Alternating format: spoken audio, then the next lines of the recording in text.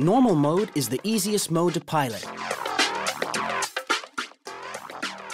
Simply move the rolling spider with the accelerometer and turn with the joystick, located on the right side of the screen. So now, let's fly. Before every flight, be sure your mini drone is placed on a flat surface. Now, to start flying, press the takeoff button.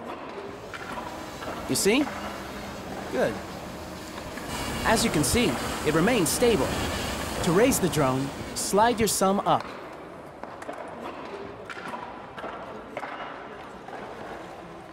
Or down on the joystick located on the left side of the screen. To rotate the rolling spider, slide your left thumb to the right or to the left. To move the rolling spider, just maintain your right thumb on the joystick and tilt the smartphone forward, backward, left, and right. It's very simple and very intuitive. To land, make sure the drone is above a flat surface, then press the landing button. In case of emergency, press the emergency button. Engines will cut and rolling spider will fall.